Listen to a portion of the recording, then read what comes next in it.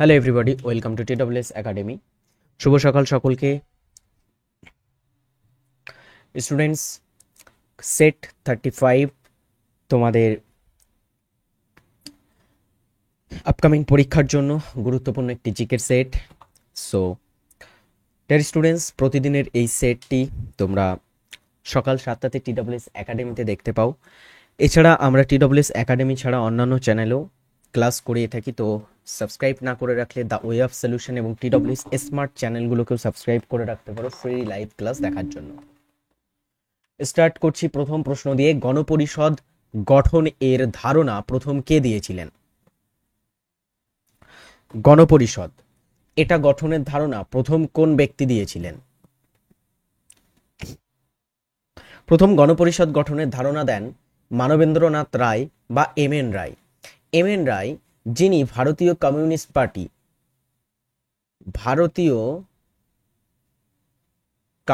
পার্টির প্রতিষ্ঠাতা ছিলেন।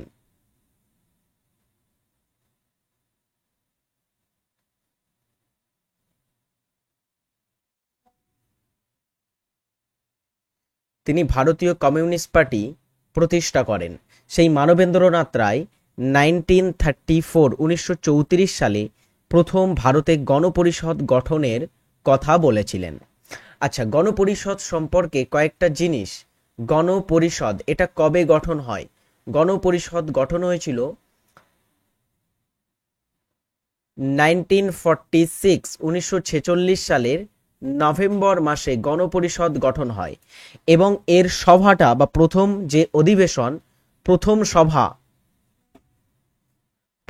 সভা সেটা 1946 সালের 9 ডিসেম্বর বসে দিল্লিতে। তো প্রথম সভাটা কোথায় হয়েছিল? দিল্লিতে। গণপরিষদের প্রথম সভা হয়েছিল 1946 সালের 9 ডিসেম্বর। এর পরের প্রশ্ন, কোন নদী বাংলাদেশে প্রবেশ করে? এদের ভিতরে কোন নদী বাংলাদেশে প্রবেশ করে? ওকে, সঠিক উত্তর এখানে অ্যাকচুয়ালি দুটোই সঠিক উত্তর হবে। ব্রহ্মপুত্রও সঠিক হবে, গঙ্গাও সঠিক হবে। ঠিক আছে, দুটোই উত্তর। এটাও সঠিক উত্তর হবে, ব্রহ্মপুত্রও সঠিক উত্তর হবে। দেখো, গঙ্গা নদী এটা আমাদের ভারতের উত্তরাখণ্ডের থেকে উৎপত্তি লাভ করেছে। সেখানে উত্তরাখণ্ডের গঙ্গোত্রী হিমবাহ থেকে উৎপত্তি লাভ করে, তারপর ভারতের উপর দিয়ে প্রবাহিত হয়ে এটা বাংলাদেশে গেছে। গঙ্গা বাংলাদেশে এর নাম হচ্ছে পদ্মা। গঙ্গা বাংলাদেশে পদ্মা নামে পরিচিত। আর ব্রহ্মপুত্র 3টে দেশের উপর দিয়ে প্রবাহিত হয়েছে, তিব্বত, ভারত এবং বাংলাদেশ। বাংলাদেশের নাম হচ্ছে যমুনা। বাংলাদেশের নাম কি? যমুনা নদী নামে পরিচিত।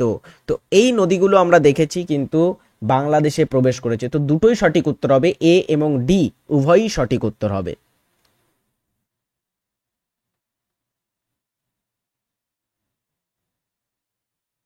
ওকে, দুটোই সঠিক উত্তর হবে। আচ্ছা, পরের প্রশ্ন আরেকটা জিনিস। আচ্ছা, আরো একটা জিনিস দেখো, সিন্ধু নদী এটাও 3টে দেশের উপর দিয়ে প্রবাহিত হয়েছে। সিন্ধু নদী তিব্বতে উৎস লাভ করে এবং ভারত ও পাকিস্তান 3টে আলাদা আলাদা কান্ট্রির উপর দিয়ে এটা প্রবাহিত হয়েছে। দামোদরটা শুধুমাত্র ভারতে প্রবাহিত হয়। সংবিধান অনুযায়ী ভারতের সার্বভৌমতা কিসের মধ্যে নিহিত?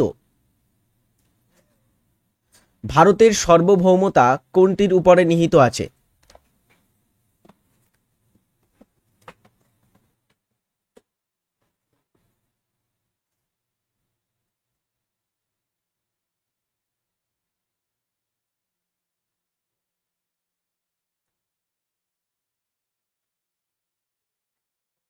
ভারতীয় সংবিধান অনুসারে সার্বভৌমতা আসলে কি?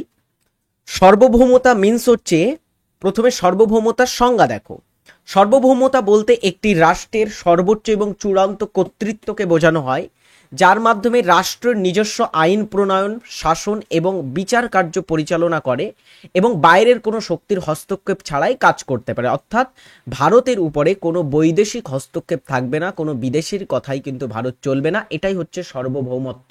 ওকে, তো এটার উপরে এটা কিসের মধ্যে নিহিত? জনগণের মধ্যে সার্বভৌমতা নিহিত। Option A is right answer. মানবদেহে পুষ্টির পর্যায় কয়টি?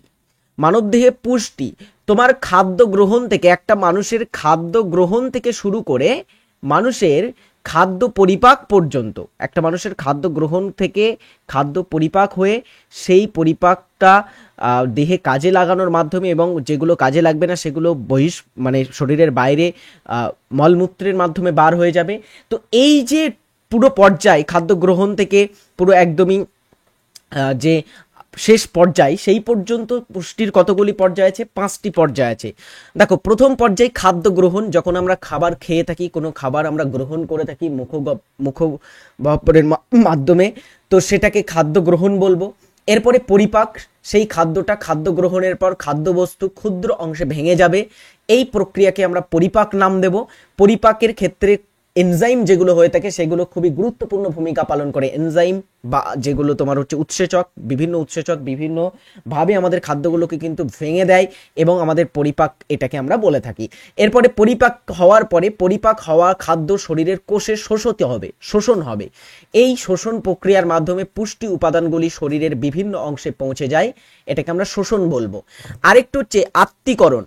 আত্তীকরণ হচ্ছে শোষিত পুষ্টি উপাদানগুলি শরীরের যে কোষ সেটা দ্বারা ব্যবহার করা হবে, এবং এই পর্যায়ে পুষ্টি উপাদানগুলোকে কাজে লাগিয়ে আমাদের শরীরের যে কোষ বা পুষ্টি উপাদানগুলো, সেগুলো আমাদের কোষের শক্তি উৎপাদন, এটিপি উৎপাদন, কোষের মেরামত এবং শরীরে বৃদ্ধি ও বিকাশে সাহায্য করবে। এটাই হচ্ছে আত্তীকরণ। লাস্ট আমাদের 5 নম্বর, একদমই শেষ পর্যায়ে বহিষ্করণ। অর্থাৎ আমরা খাদ্য গ্রহণটা প্রথম পর্যায়ে, আর শেষ পর্যায়ে বহিষ্করণ। বহিষ্করণ হচ্ছে পরিপাক না হওয়া খাদ্য, যেগুলো আমাদের কাজে লাগবে না, সেই ধরনের খাদ্যগুলো, সেই ধরনের আমাদের শরীরের যে ফুড আইটেম, সেগুলো কিন্তু বর্জ্যের মাধ্যমে আমাদের শরীর থেকে মল আকারে বার হয়ে যাবে। এটাই হচ্ছে বহিষ্করণ, একে আমরা বহিষ্করণ বলবো। ওকে, নেক্সট আমাদের পরের প্রশ্ন, প্রথম ইউরোপীয় যিনি ভারতে আক্রমণ করেন তিনি কে? ভারতীয় উপমহাদেশে আক্রমণকারী প্রথম ইউরোপীয় ছিলেন কে? অবভিয়াসলি তিনি হচ্ছেন আলেকজান্ডার দ্য গ্রেট। আলেকজান্ডার তিনি 326 খ্রিস্টপূর্বে ভারত আক্রমণ করেন।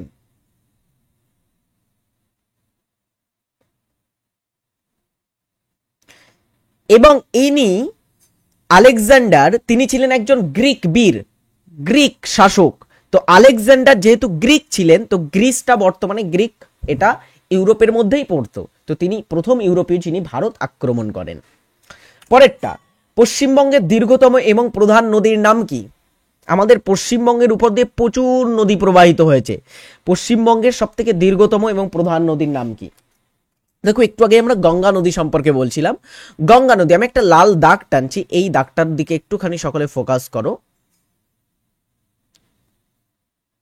এই যে আমি দাগটা টানছি, এই দাগটা হচ্ছে গঙ্গা নদীর গতিপথ।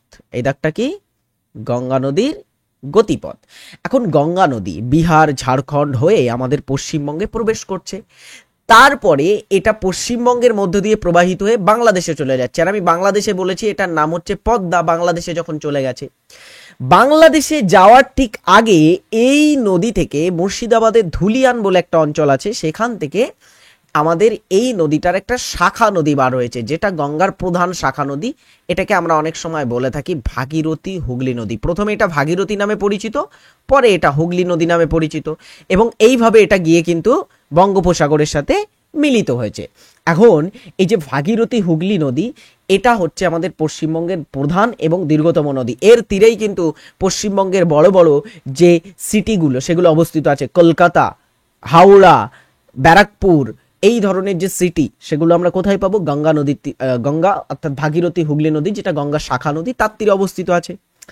এই ভাগীরথী হুগলি নদী, এটার টোটাল লেন্থ হচ্ছে 520 কিমি, প্রায় দীর্ঘ একটা নদী, যেটা আমাদের পশ্চিমবঙ্গের উপর দিয়ে প্রবাহিত হয়েছে। খুবই ইম্পর্টেন্ট, এটা খুবই গুরুত্বপূর্ণ, মাথায় রাখবে। এই ভাগীরথী হুগলি নদীতে দুটো গুরুত্বপূর্ণ পোর্ট সৃষ্টি হয়েছে, একটাকে আমরা হলদিয়া বন্দর বলি, আরেকটা হচ্ছে কলকাতা বন্দর। এগুলো এই হুগলি নদীর তীরেই কিন্তু অবস্থিত আছে। পরেরটা, পারমাণবিক ব্যাসার্ধকে কিসের মাধ্যমে পরিমাপ করা হয়?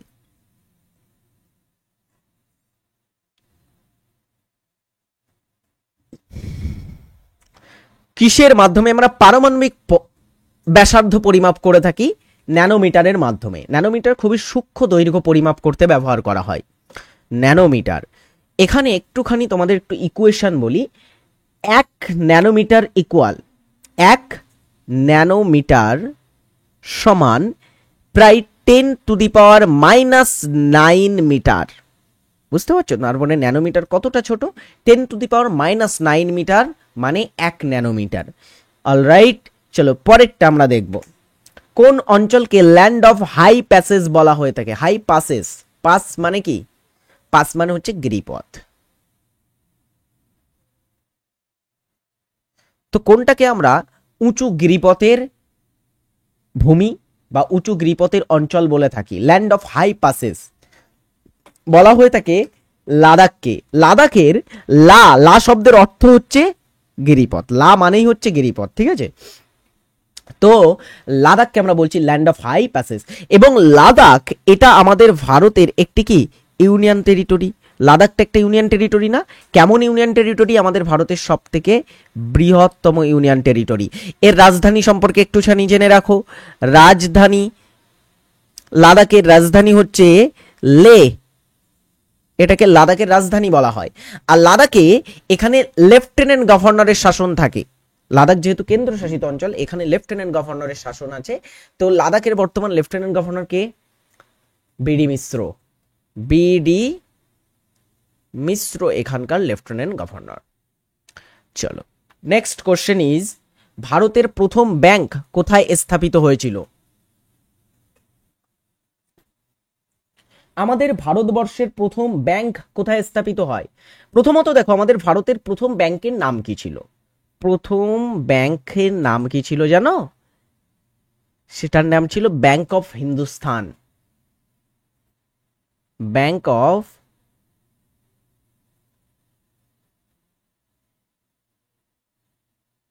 অফ হিন্দুস্তান, এটা হচ্ছে আমাদের ভারতের প্রথম ব্যাংক ছিল। এই ব্যাংকটা 1770 সালে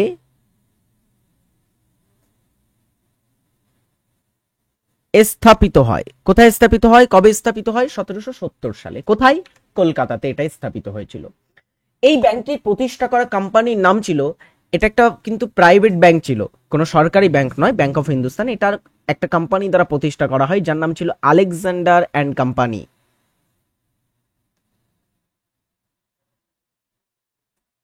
আলেকজান্ডার অ্যান্ড কোম্পানি প্রতিষ্ঠা করেন।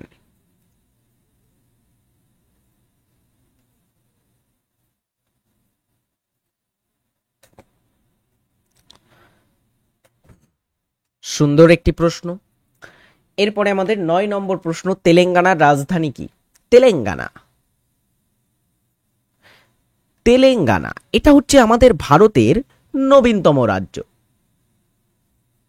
নবীনতম রাজ্য আমাদের ভারতবর্ষের। এই রাজ্যটা 2014 সালে গঠন হয়েছিল। বারবার আমরা পড়েছি এটা, 2014 সালে এটার গঠন হয়। এখন এই নবীনতম রাজ্য তেলেঙ্গানার রাজধানীর নাম কি? হায়দ্রাবাদ তেলেঙ্গানার রাজধানী, হায়দ্রাবাদ। সংখ্যাবিদ্যার জনককে? নিউমেরিক্যাল সংখ্যাবিদ্যার জনক আমরা কাকে বলে থাকি? অবশ্যই সংখ্যাবিদ্যার জনক বলা হয় পিথাগোরাসকে। মরিশাস দ্বীপপুঞ্জের রাজধানীর নাম কি? মরিশাস না, এটা ভারত মহাসাগরে অবস্থিত একটা দ্বীপ রাষ্ট্র। এই মরিশাস দ্বীপপুঞ্জের রাজধানীর নাম কি? এর রাজধানী হচ্ছে পোর্ট লুই।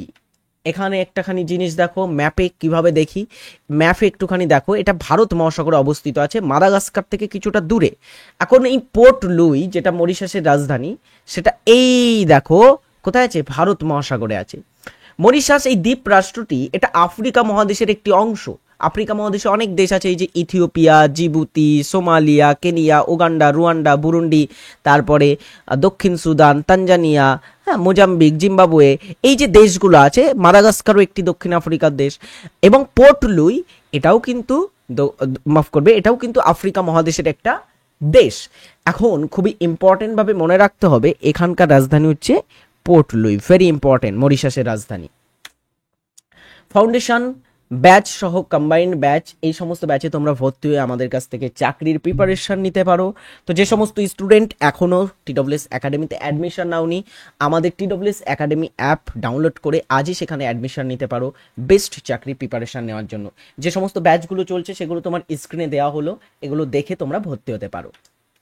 নেক্সট, অলিম্পিকে সবচেয়ে বেশি স্বর্ণপদক জয়ী খেলোয়াড়কে?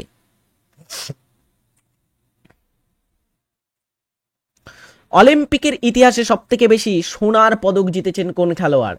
তিনি হচ্ছেন মাইকেল ফেলপস। মাইকেল ফেলপস হচ্ছে USA মার্কিন যুক্তরাষ্ট্রের একজন সাঁতারু, তিনি সাঁতারের সাথে যুক্ত। এখন এই যে মাইকেল ফেলপস, তিনি তার লাইফে কতগুলো স্বর্ণপদক জিতেছে জানো? 23টি। তিনি তার লাইফে টোটাল মোটামুটি 28টি মেডেল জেতেন, 28টি পদক জেতে।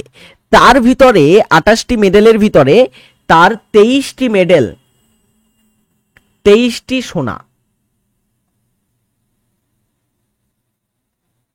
তাহলে বুঝতে পারছো কতগুলো জিতেছে। এমনকি তার যে সবচেয়ে নিয়ারেস্ট কম্পিটিটর, তার সোনার পদকের সংখ্যা হচ্ছে মাইকেল ফেলপসের সোনার পদকের হাফেরও কম। তাহলে এত বড় একজন সাঁতারু, এনাকে অনেক সময় বলা হয় অলিম্পিকে স্বর্ণপদক বা অলিম্পিক পদকের এভারেস্ট, এনাকে বলা হয় মাইকেল ফেলপসকে। বিখ্যাত সাঁতারু তিনি। ভারতের সবচেয়ে বেশি অরণ্য আছে কোন রাজ্যে?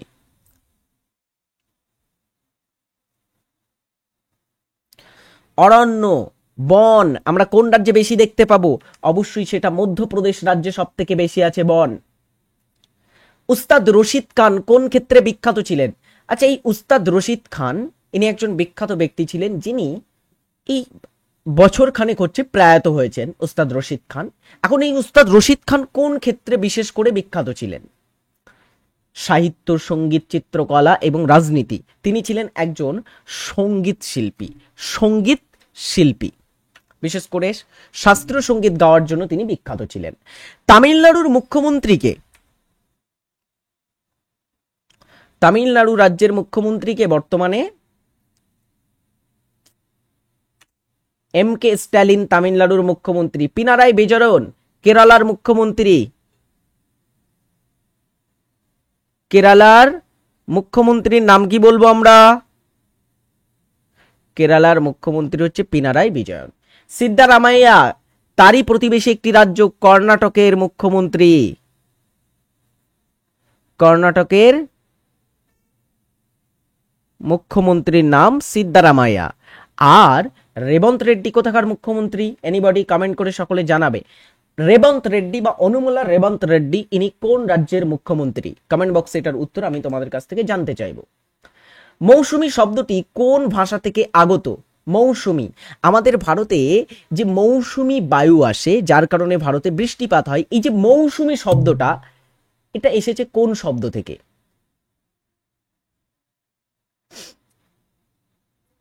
দেখো, মৌসুমী শব্দের উৎপত্তি হচ্ছে আরবি শব্দ থেকে। আরবি শব্দ একটা মৌসুমী শব্দ। এখন এই মৌসুমী শব্দ, এটার অর্থ কি? মৌসুমী শব্দের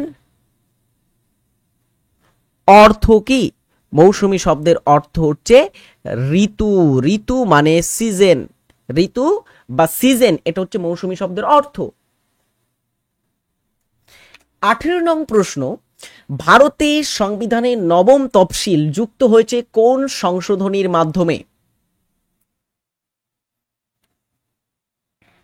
নবম তফসিল, 9th শিডিউল, কোন সংবিধান সংশোধনীর মাধ্যমে আমাদের সংবিধানে যুক্ত হয়েছে? সেটা প্রথম সংশোধনীর মাধ্যমে। আর প্রথম সংশোধনী কবে হয়েছিল?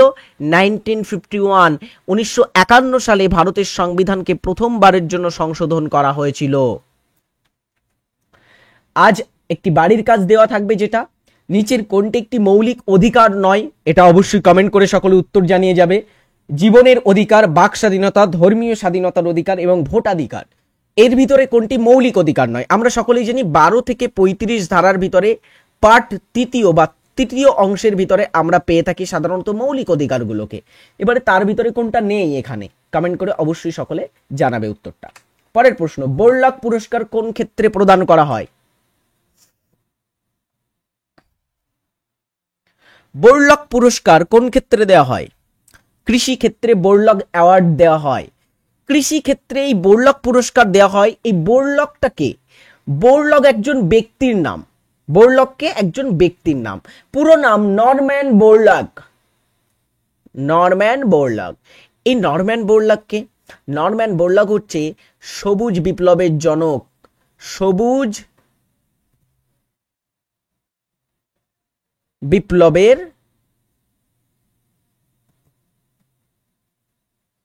জনক হিসাবে পরিচিত এবং সবুজ বিপ্লবের জনক, কৃষি বিজ্ঞানী এবং কৃষি সংক্রান্ত গবেষণার জন্য নরম্যান বোরলাগকে শান্তিতে নোবেল পুরস্কার দেওয়া হয়েছিল। তো তার স্মরণে এই পুরস্কারটি দেওয়া হয়, তার নামে এটা নামাঙ্কিত হয়েছে। হোয়াই ভারত ম্যাটার্স শীর্ষক বইটির লেখককে? এটা একটা বইয়ের নাম, হোয়াই ভারত ম্যাটার্স। বইটির লেখক হচ্ছেন এস জয়শঙ্কর, আমাদের পররাষ্ট্রমন্ত্রী, বর্তমান ভারতের বিদেশ মন্ত্রী।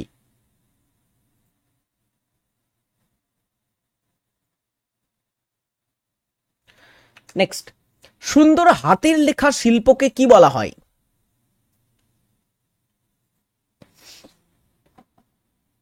সুন্দর করে হাতের লেখার শিল্প, অর্থাৎ কোনো অক্ষরকে খুব সুন্দর করে লেখাকে এটা শিল্প বলা হয়। এটা একটা বিশেষ ধরনের আর্ট। এই আর্টকে আমরা বলে থাকি ক্যালিগ্রাফি। সুন্দর করে হাতের লেখা, সুন্দর করে ওয়ার্ড বা অক্ষরগুলোকে লেখা, ডিজাইন করা, এগুলোকে বলা হয়ে থাকে অ্যাকচুয়ালি ক্যালিগ্রাফি। হার্ট ল্যাম্প উপন্যাসের জন্য কে আন্তর্জাতিক বুকার পুরস্কার জিতেছে? এটা অলরেডি আমরা একবার এই সেশনেই প্র্যাকটিস করেছি, এই যে তোমাদের সিরিজটা করাচ্ছে এই সিরিজেই অলরেডি আগে প্র্যাকটিস করা হয়ে গেছে। হার্ট ল্যাম্প হচ্ছে একটি ছোট গল্প যার জন্য সম্প্রতিকালে বানু মুস্তাক পেয়েছেন আন্তর্জাতিক বুকার পুরস্কার। বানু মুস্তাক হচ্ছেন একজন কন্নড় লেখিকা এবং তিনি হচ্ছেন প্রথম কন্নড় লেখিকা যিনি আন্তর্জাতিক পুরস্কার পেয়েছেন। বুঝলে, প্রথম কন্নড় লেখিকা যিনি আন্তর্জাতিক বুকার পুরস্কার পেয়েছেন। পরে, পশ্চিমবঙ্গের কোন জেলায় অবস্থিত? আচ্ছা, প্রশ্নটা কমপ্লিটই করা হয়নি, ঠিক আছে। আচ্ছা, আমি এটা তাহলে তোমাদের একটুখানি লিখে দিই, কিছু একটা তো লিখতে হবে। তো তোমরা এখানে লেখো পশ্চিমবঙ্গের কোন জেলায় অবস্থিত, এখানে একটা অন্য কিছু লিখতে হবে।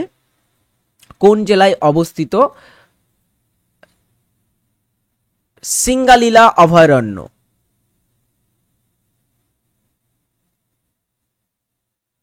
সিঙ্গালীলা জাতীয় উদ্যান, মাফ করবে, এটা কমপ্লিট করা হয়নি আর কি কোশ্চেনটা। আমরা বাদ দেবো না তাই বলে। পশ্চিমবঙ্গে 6টি জাতীয় উদ্যান আছে, তার ভিতরে সিঙ্গালীলা জাতীয় উদ্যান কোথায় কোথায় আছে? এটা অবস্থিত আছে দার্জিলিং এ। ওকে, এটা উত্তর 24 পরগনা নয়, আমাদের সঠিক উত্তর হচ্ছে দার্জিলিং। প্রশ্নটা সঠিক উত্তর বি। পরেরটা, ভারতের সর্বশেষ পঞ্চবার্ষিকী পরিকল্পনা কোনটি? আমরা জানি পঞ্চবার্ষিকী পরিকল্পনা 1951 শুরু হয়, সেখান থেকে পঞ্চবার্ষিকী পরিকল্পনা চলতে থাকে। এখন সর্বশেষ পঞ্চবার্ষিকী পরিকল্পনা কোনটি ছিল?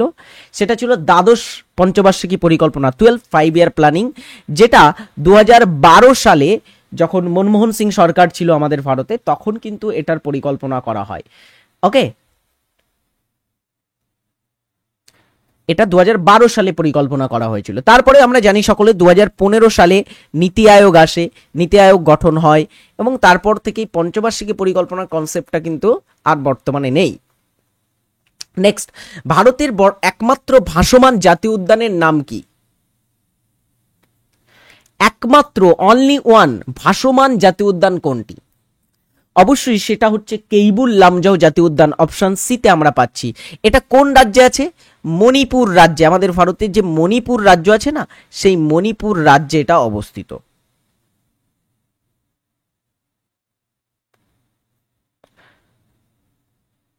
চলো, এই হচ্ছে আজকের আমাদের ক্লাস। কেমন লাগলো ক্লাসটি কমেন্ট করে জানাবে। নেক্সট সেশনে আমি তোমাদের সাথে আরো গুরুত্বপূর্ণ প্রশ্ন উত্তর নিয়ে আলোচনা করবে, এবং এরপরে আমাদের নতুন সিরিজ শুরু হতে পারে TWS একাডেমিতে। তো সেটার জন্য তোমরা অবশ্যই রেডি থাকবে। পরের দিনের ক্লাসে আমরা তাহলে আবারও জিকে প্রশ্ন উত্তর নিয়ে আসবো। ভালো থাকবে সকলে, টাটা।